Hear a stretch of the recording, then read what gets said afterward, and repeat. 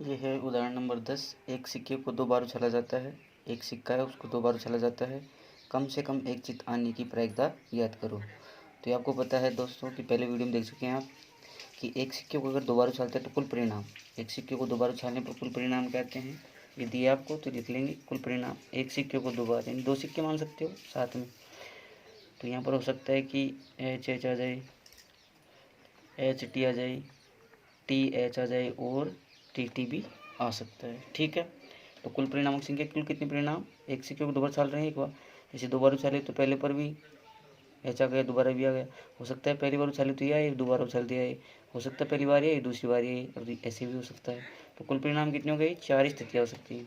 अब बोला है कि कम से कम एक चित आने की प्रायिकता ज्ञात करो। तो क्या लिखेंगे, सिक्के पर कम से कम एक चित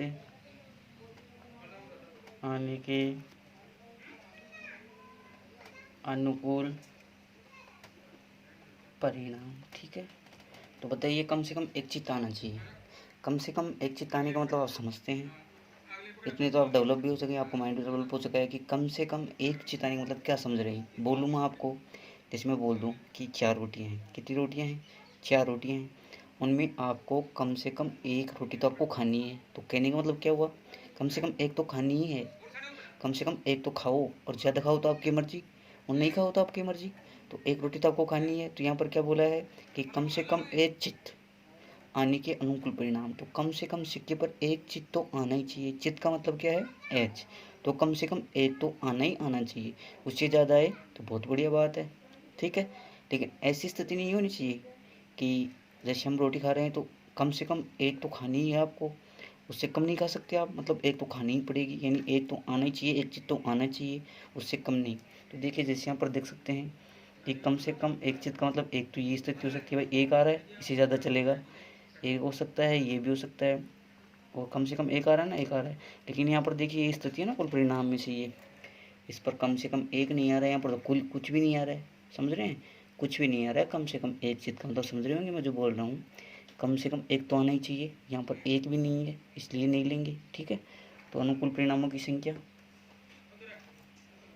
अनुकूल परिणामों की संख्या तो बताइए कितनी हो गई है, गिन सकते हैं कि भाई कम से कम एक चित आने के अनुकूल परिणाम कितने हो गए हैं, 3। ये लिखेंगे प्रायिकता का फॉर्मूला। तो यहाँ से देख सकते हैं अनुकूल परिणामों की संख्या कितनी है, प्रायिकता का सूत्र लिख दिए। ये अनुकूल परिणामों की संख्या कितनी है, 3 है। कुल परिणाम कितने हैं, 4। तो ये अभिष्ट प्रायिकता हो गई है।